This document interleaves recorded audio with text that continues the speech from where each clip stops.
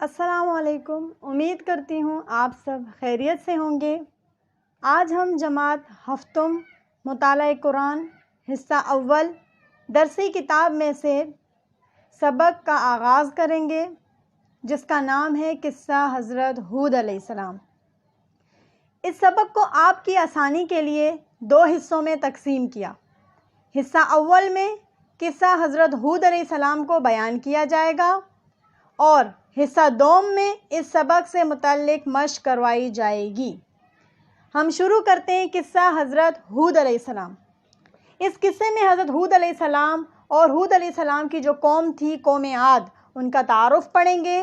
کس طریقے سے حضرت ہود علیہ السلام نے انہیں دعوت توحید دی اور ان کی توحید کے دعوت کے نتیجے میں قوم کا رد عمل کیا تھا، اور قوم کے رد عمل کے بعد اللہ رب العزت نے ان پر کیا عذاب نازل کیا، اور اس پوری قوم میں سے جو ایمان نہیں لائے تھے ان پر اللہ کا عذاب نازل ہوا، اور جو ایمان لائے تھے یعنی اہل ایمان، ان پر اللہ کی رحمت نازل ہوئی اور انہیں کیا انعام ملا۔ یہ ساری باتیں آج ہم اس قصے میں پڑھیں گے۔ قصہ حضرت ہود علیہ السلام۔ حضرت ہود علیہ السلام حضرت نوح علیہ السلام کے بیٹے حضرت سام کی نسل سے تھے۔ تھوڑا سا حضرت نوح علیہ السلام کا تعارف بتا دوں کہ نوح علیہ السلام کے 4 بیٹے تھے، حام، سام، یام اور یافس، جن میں یام جو تھا وہ کافروں میں شامل تھا، اور جب کافروں پر عذاب آیا نوح علیہ السلام کی قوم کے، تو ان میں ان کا بیٹا یام بھی غرق ہو گیا۔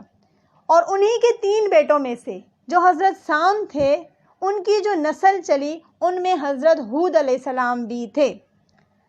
ہود علیہ السلام کی قوم کا نام تھا قوم عاد۔ یعنی نوح علیہ السلام کی قوم پر جب عذاب نازل ہوا تھا اور وہ طوفان میں غرق ہو گئے، جو لوگ بچ گئے تھے وہاں سے یہ قوم عاد شروع ہوئی۔ یعنی یہ قوم عاد وہ تھی جس کا آغاز طوفان نوح علیہ السلام میں بچ جانے والے لوگوں میں سے ہوا۔ یہ قوم ساحل سمندر پر ریت کے ٹیلوں والے علاقے احقاف میں آباد تھی۔ اللہ رب العزت نے انہیں لمبے چوڑے جسم دیے، بہت مال اور اولاد دی۔ وہ لمبے لمبے ستونوں والے محل بناتے تھے، جس کی وجہ سے انہیں قوم ارم بھی کہا جاتا تھا۔ یعنی قوم ارم اس وجہ سے کہا جاتا تھا کہ وہ لمبے ستونوں والے محل بناتے تھے۔ انہوں نے اللہ رب العزت کا شکر ادا کرنے کے بجائے تکبر کیا۔ یعنی اللہ رب العزت نے اتنی نعمتیں دی، ان نعمتوں کے شکرانے کے بجائے انہوں نے تکبر کیا اور کہنے لگے کہ ہم سے بڑھ کر قوت والا کون ہوگا۔ یعنی اپنی طاقت پر انہیں گھمنڈ ہوا، ناز ہوا، اور یہ شکر کرنے کے بجائے تکبر کرنے لگے۔ یہ لوگ ایک اللہ رب العزت کی عبادت کرنے والے تھے، لیکن رفتہ رفتہ شیطان کے بہکاوے میں آ کر شرک میں مبتلا ہو کر بتوں کی پوجا کرنے لگے۔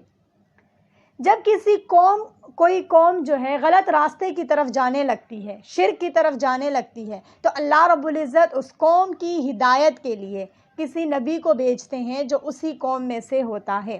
چنانچہ قوم عاد کی اصلاح کے لیے اللہ رب العزت نے حضرت ہود علیہ السلام کو رسول بنا کر بھیجا۔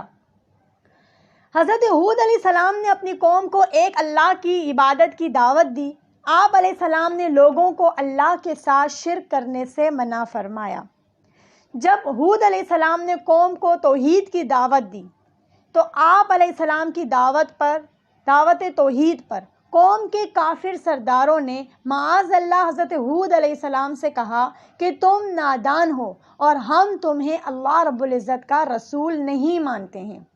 سرداروں نے اپنی قوم سے حضرت ہود علیہ السلام کے بارے میں کہا کہ وہ تو تمہاری طرح کا ایک انسان ہے، جیسے تم کھاتے ہو ویسے وہ بھی کھاتا ہے، جیسے تم پیتے ہو ویسے وہ بھی پیتا ہے، اس لیے وہ اللہ کا رسول نہیں بلکہ ایک عام انسان ہے، اور تم اس کی بات نہ مانو۔ گویا ان کے خیال میں انسان رسول نہیں ہو سکتے، اسی لیے اللہ رب العزت فرشتہ یا کسی اور مخلوق کو رسول بنا کر بھیجتا تو وہ مانتے۔ اس طرح انہوں نے اپنے ساتھ اپنی قوم کو بھی گمراہ کیا۔ یعنی اگر اللہ رب العزت فرشتے کو نبی بنا کر بھیج دیتے، تب عرب قوم کا یہ سوال ہوتا کہ یہ ہماری طرح کا انسان نہیں ہے، ہماری طرح اس کے غم خوشی نہیں ہے، ہماری طرح ان کا کھانا ان کا پینا نہیں ہے، جب یہ ہماری طرح نہیں ہے تو پھر ہم اسے اللہ کا نبی کس طرح مانیں؟ اب جب قوم نے انکار کیا کہ نہ ہم یہ انسان ہیں ہماری طرح، ہم اسے اللہ کا رسول نہیں مانتے، جو لوگ نہیں ماننے والے ہوتے وہ اگر فرشتے کو بھی نبی بنایا جاتا تو وہ اس صورت میں بھی اس بات کو نہیں مانتے۔ چنانچہ ہود علیہ السلام کے بہت سمجھانے کے باوجود بھی جب قوم عاد اپنی برائیوں اور کفر سے باز نہ آئی اور انہوں نے حضرت ہود علیہ السلام کی بات نہ مانی تو اللہ رب العزت نے ان پر ایک بادل کی صورت میں عذاب بھیجا۔ وہ در حقیقت جو بادل تھا وہ ان کے سر پر ایک عذاب تھا۔ قوم بادل کو دیکھ کر خوش ہو گئی اور وہ کہنے لگی اب تو بارش ہوگی۔ حضرت ہود علیہ السلام نے فرمایا کہ یہ اللہ کا عذاب ہے، لیکن قوم اس بادل کو دیکھ کر خوشیاں مناتی رہیں۔ انہوں نے حضرت ہود علیہ السلام کی بات اسی لیے نہیں مانی کیونکہ وہ ہود علیہ السلام کو اللہ کا نبی مانتے ہی نہیں تھے۔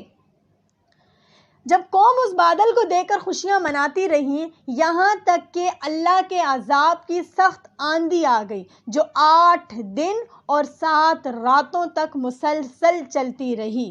اس آندھی میں ساری کافر قوم ہلاک ہو گئی، اور وہ ایسی آندھی تھی کہ جس چیز پر چلتی اسے ریزہ ریزہ کر دیتی۔ اس آندھی نے انہیں اس طرح اٹھا کر پھینک دیا جیسے کھجور کے کھوکھلے تنے ہوں۔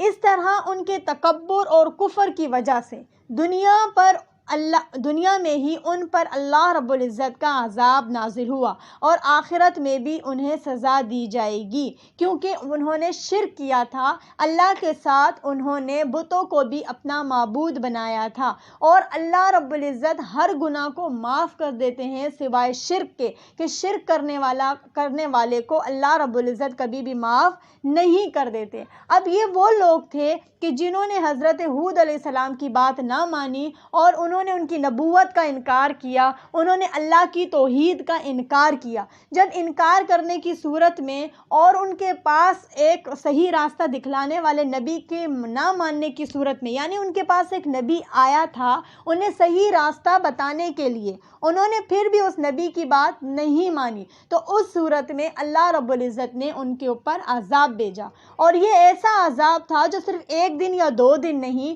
جو مسلسل 8 دن اور 7 راتوں تک چلتا رہا۔ عذاب کی نے اس پوری کے پوری کافر قوم کو کھجور کے کھوکھلے تنوں کی مانند کر دیا۔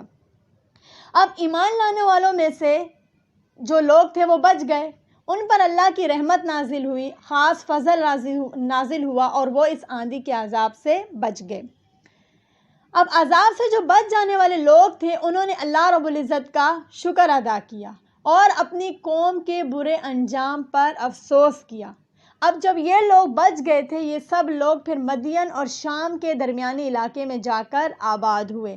یعنی جس طریقے سے نوح علیہ السلام کی قوم پر عذاب آیا اللہ کا، اور اس میں جو لوگ بچ گئے، جو کشتی میں سوار ہو کر ساحل پر آ گئے یا جو بچ گئے، ان سے جو نسل چلی تھی، یعنی ان میں سے 3 بیٹے بچ گئے تھے، 3 بیٹوں کی نسلیں چلی تھی، جو ان میں حضرت سام تھے، اس سے حضرت ہود علیہ السلام ہوئے۔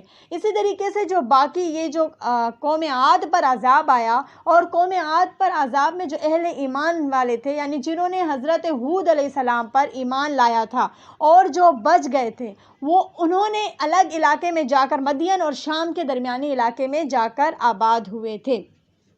اب اس قصے سے ہمیں یہ سبق ملتا ہے کہ جو حق کی راہ پر چلنے والے ہوتے ہیں ان پر مختلف الزامات لگائے جاتے ہیں، لیکن وہ بڑے حوصلے اور ہمت سے حق کی بات لوگوں تک پہنچاتے رہتے ہیں۔